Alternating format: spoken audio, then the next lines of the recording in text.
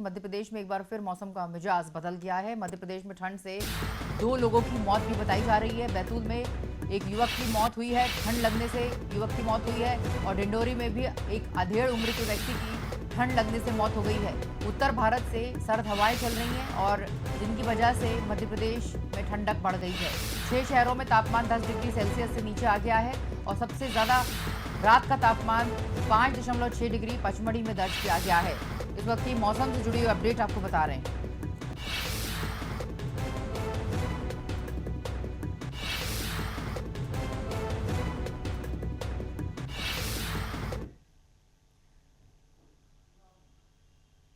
आपको बता दें, मध्य प्रदेश में लगातार ठंडा मौसम बना हुआ है और आने वाले दिनों में मौसम ऐसा ही बना रहेगा।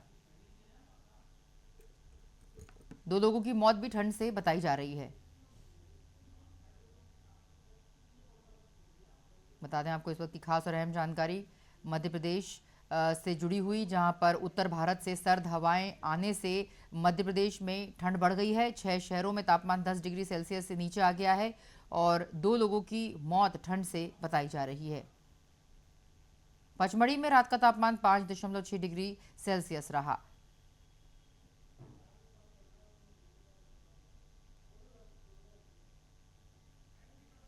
चलिए, हमारे साथ हमारे संवाददाता दीपक सिंह जुड़ गए, उनसे अपडेट लेंगे। दीपक, जिस तरह से उत्तर भारत की तरफ से जो लगातार सर्द हवाएं आ रही हैं, उससे मध्य प्रदेश में अच्छी ठंड पड़ रही है। कैसा रहेगा आने वाला समय? मौसम कितना ठंडा रहेगा इस बार मध्य प्रदेश? देखिए, फिलहाल जो मौसम वैज्ञानिक कहना है उनके साफ तौर पे कह रहा है कि प्रदेश में कड़ाके की ठंड का जो दौर चल रहा है अभी भी ये बरकरार रहने की संभावना है। और जिस तरह से उत्तर भारत से सर्द हवाएं आ रही है और कड़ाके की ठंड पड़ रही है, मध्य प्रदेश के जो करीब 6 शहर हैं जो काफी ठंडे हैं, जिसमें पचमढ़ी 5.6 सेल्सियस का सबसे ठंडा बताया जा रहा है। इसके बाद मंडला दूसरे नंबर पर है।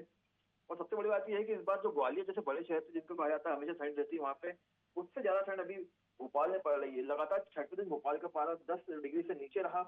इस सीजन की दूसरी सबसे सर्द रात थी कल। पारा 9.2 डिग्री तक पहुंच गया था। और फिलहाल जिस तरह से बताया जा रहा है कि ठंड का जो तापमान है लगातार कम अभी और कम हो सकता है। और अभी ये खास बात ये भी है कि अभी नवंबर का महीना चालू है, यानी कि ठंड पड़ना शुरू ही हुई है। और अभी दिसंबर जनवरी 2 महीने बचे हुए हैं कि इस बार साफ तौर पर देखा जा सकता है कि ठंड कई रिकॉर्ड तोड़ सकती है। हालांकि दिन के तापमान की बात करें तो दिन का तापमान अभी भी 27 डिग्री बना हुआ है। अधिकतर नवंबर का जो ट्रेंड रहा उसके हिसाब से तापमान करीब 20 डिग्री से नीचे आया था, जो अभी नहीं आया है। तो दिन में हल्की सर्दी के साथ धूप की चुभन महसूस कर सकते हैं, लेकिन शाम होते जिस तरह रातें सर्द होने लगती है और जिस तरह से तापमान लगातार गिरता है, उसके बाद जो कड़ाकी ठंड है उसका जो असर है लोगों को देखने को मिल रहा है। मध्य प्रदेश में करीब 2 लोगों की मौत होना बताई गई है। तो ये भी एक बड़ी बात है कि कड़ाकी ठंड इतनी पड़ रही है कि 2 लोगों की मृत्यु हो चुकी है मध्य प्रदेश में। और फिलहाल अभी ये जो तापमान है इसमें किस तरह की गिरावट कोई आसार नहीं दिख रहा है, क्योंकि लगातार जिस तरह तापमान कम होने की बात की जा रही है और उसके बाद अभी तापमान में भी और जो ठंड है वो बढ़ेगी। और राजधानी की सुबह की बात करें तो विजिबिलिटी करीब 1500 मीटर रही। तापमान ज्यादा गिरावट होने की वजह से कोहरा कम रहा, लेकिन विजिबिलिटी बहुत कम रही और इसके चलते लोगों को वाहन चलाने में दिक्कत आई। इसके अलावा बात करें सड़क मार्ग की, वायु मार्ग की, यहाँ भी धुंध और कोहरे चक्कर में काफी परेशानी आ रही है। ये सामने निश्चित रूप से दीपक, और जिस तरह से अगर हम बात कर रहे हैं मंडला, जबलपुर, भोपाल, उमरिया, राजगढ़ और मलाजखंड में पारा 10 डिग्री से नीचे रहा। बहुत ठंडे रहे ये सभी जिले और आने वाले समय में जैसा कि आप ही बता रहे हैं कि बहुत ठंडा रहने वाला है मध्य प्रदेश। अगर हम बात करें पहाड़ों पर बर्फबारी की, तो इससे पूर्व में ये जानकारी मिल रही थी कि पहाड़ों पर इस बार बर्फबारी कम हुई है। अगर देखा जाए तो जब तक पहाड़ों पर बर्फबारी अच्छे से नहीं होती है तो ठंड उतनी देश में कम पड़ती है, पर इस बार फिर से पहाड़ों पर बर्फबारी हुई है। ये पहाड़ों पर बर्फबारी का जो मौसम है, कब तक वहां पर बर्फबारी होती रहेगी और किस तरह से फिर ठंड का जो ठंडी हवाएं मध्य प्रदेश की आ रही है, कब तक ऐसा मौसम बना रहेगा? देखिए, जब तक मौसम में वेस्टर्न डिस्टर्बेंस सिस्टम एक्टिव था तब तक बर्फबारी नहीं हुई। लेकिन वेस्टर्न डिस्टर्बेंस गुजरने के बाद पहाड़ों से सीधी बर्फीली हवा यहाँ पे आ रही है और इस कारण भोपाल संभाग, जबलपुर संभाग के इलाके हैं सबसे ठंडे बताए जा रहे हैं। और जिस तरह से पहाड़ों में बर्फबारी की बात है, फिलहाल ये कहना नामुमकिन है कि कब तक बर्फबारी होगी या कब तक रुक सकती है, क्योंकि ये तो एक नेचुरल प्रोसेस है और इसमें टाइमिंग का कोई भरोसा नहीं है। लेकिन ये जितना बताया जा रहा है अभी फिलहाल 1 हफ्ते तक इससे निजात होने की कोई उम्मीद नहीं है। यानी कि फिलहाल 1 हफ्ते तक जो उत्तरी से जो सर्द हवाएं हैं वो लगातार आती रहेंगी और जो मध्य प्रदेश का मौसम है ऐसे ठंडा रहेगा और राहत की कोई आसार फिलहाल दिख नहीं रहे हैं, क्योंकि ठंड का जो ट्रेंड है अभी 1 हफ्ते और रह सकता है। अगले हफ्ते मंगलवार से बताया जा रहा है कि ठंड का दौर है और तेज हो सकता है, यानी कि तापमान में और गिरावट हो सकती है। तो कड़ाके की जो ठंड है, अभी तक जो तापमान 10 डिग्री से नीचे बना हुआ है, इसमें और भी इजाफा हो सकता है, यानी कि कुछ नए रिकॉर्ड बन सकते हैं। जिस तरह से गर्मी और बारिश से रिकॉर्ड बनाए थे, उस तरह ठंड भी इस बार नए रिकॉर्ड बनाने की तरह जा रही है जी।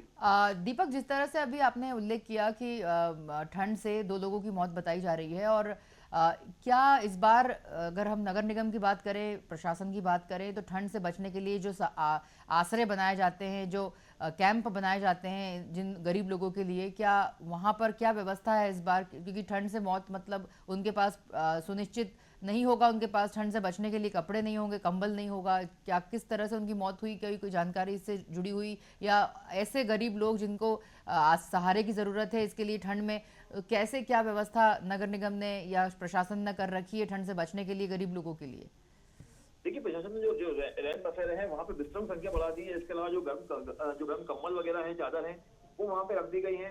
लेकिन फिलहाल जिस तरह से ठंड में अलाव जलाने का ट्रेंड है, और भी जिस तरह पारा लगातार 10 डिग्री से नीचे है, तो शहर में कहीं भी अलाव जलते नहीं दिख रहे हैं, जो गरीबों का एक सहारा होता है काफी, क्योंकि रात में तो ठंड लगती है, जिनके पास रहने की व्यवस्था नहीं है, वो अलाव के सहारे अपनी रात काट लेते हैं। हालांकि जिस तरह से प्रशासन लगातार मुहिम चला रहा है कि जो रेल बसेरे उनकी संख्या बढ़ाई जाए और लोगों को अवेयर किया जाए कि जो गरीब लोग जिनका रहने की व्यवस्था नहीं है, उनके लिए गर्म जो कंबल है उनका इंतजाम किया जाए। इसके अलावा काफी सारे समाज सेवी भी है, संस्थाएं भी हैं जो ये काम कर रही है। कंबल बांटने का लगातार हम पढ़ रहे हैं, जो पेपर के एरिया में और चैनल के एरिया खबरें मिल रही है, तो जो लगातार समाज सेवी हैं वो भी गर्म कपड़े गरीबों को बांटने का काम कर रहे हैं, क्योंकि सोशल मीडिया एक बड़ा काम कर रहा है इस वक्त लोगों को अवेयर करने का, और इसके जरिए जो गरीब है उनकी मदद पूरी तरह से हो पा रही है। लेकिन फिर भी जिस तरह जो अलाव अगर शहर में जलाए जाए, तो काफी सारे गरीब है जिनकी काफी सारी ये कह सकते हैं कि जो रात गुजारने की व्यवस्था हो सकती है, ये अभी तक फिलहाल देखने को नहीं मिला है। और इस वक्त जिस तरह से धूल और मिट्टी की कण है, उसके चलते रात में पानी के छिड़काव किया रहा था, उससे भी जो तापमान है वैसे ठंडा है, उसके बाद जो पानी का छिड़काव होता था उसके आसपास जो गरीब है उनके लिए काफी दिक्कत वाली ये चीज है जी सानिया। हाँ, निश्चित रूप से दीपक, जैसे कि आपने बताया, रैन बसेरों में कंबल और बिस्तरों की संख्या, गर्म कपड़ों की संख्या बढ़ा दी गई है, और उसके बावजूद भी ठंड से 2 लोगों की मौत बताई जा रही है, और आने वाला समय भी बहुत ठंडा रहने वाला है। तो ऐसे में निश्चित रूप से कहीं ना कहीं लोगों की व्यवस्था करना भी, जो गरीब लोग हैं, जो जिनके पास सहारे की जिनको ज़रूरत है, उनको निश्चित रूप से ये सब प्रोवाइड कराना नगर निगम का काम हो जाता है। और आपसे जाते जाते एक सवाल और ज़रूर करना चाहेंगे कि एमपी में जो मौसम बदल रहा है, और जिस तरह से बीमारियां भी रफ्तार पकड़ रही हैं ठंड से, जो हार्ट अटैक की, इससे पूर्व में भी आपसे इस विषय में बात की थी, तो क्या इसी ठंड से बचने के लिए डॉक्टरों ने क्या गाइडलाइन जारी करी है पूरे प्रदेश में? देखिए, लगातार दर्शक बताते आ रहे हैं कि ठंड से सबसे ज्यादा बचने की जरूरत बुजुर्गों और बच्चों को है। तो बुजुर्गों के लिए जो गाइडलाइन जारी की है उसमें साफ तौर पे कहा है कि जो अर्ली मॉर्निंग जो लोग मॉर्निंग वॉक के लिए जाते हैं, अभी ठंड जिस तरह से बढ़ रही है उसके बाद उनको ये साफ तौर पे चेताया गया है कि जब तक जो उनका अपना टाइम है वो जरूर चेंज करें। कई लोग 5 साढ़े 5 बजे घूमने चले जाते हैं, उनसे कहा गया है कि 7-8 बजे तक सूरज हल्का सा ना निकले तब तक मॉर्निंग वॉक पे ना जाए, क्योंकि सबसे ज्यादा हार्ट अटैक की जो केस आते हैं वो ठंड के दिनों में आते हैं। इसके अलावा जो सांस की बीमारियां हैं वो भी काफी लोगों में हो रही है, क्योंकि जिस तरह से जो एक्यूआई लेवल लगातार गिर रहा है, और उसके बाद जिस तरह हमारी जो आसपास की आबो हवा है वो प्रदूषित हो रही है, उसके चलते कहा गया है कि आप थोड़ा सा टाइमिंग का जरूर ध्यान रखें। जिस तरह बच्चों के लिए तो शासन ने व्यवस्था की है कि जो प्राइवेट स्कूल और जो सरकारी स्कूल है वहाँ पे जो टाइम है वो चेंज किए गए हैं, करीब आधे से 1 घंटे का उसमें इजाफा किया गया है, ताकि जो बच्चे हैं जो अर्ली मॉर्निंग स्कूल जाते हैं उनको इस सर्दी से निजात मिल सके। ऐसी व्यवस्था बुजुर्गों के लिए भी कुछ करनी होगी। बुजुर्गों को जो बीमारी से पीड़ित है, जो हार्ट अटैक आने की संभावना रहती है, उसके चलते जो बुजुर्ग हैं उनको थोड़ा एहतियात बरतनी चाहिए, और जो आज सुबह घूमने आते हैं उन्हें अपने टाइमिंग में बदलाव करना चाहिए।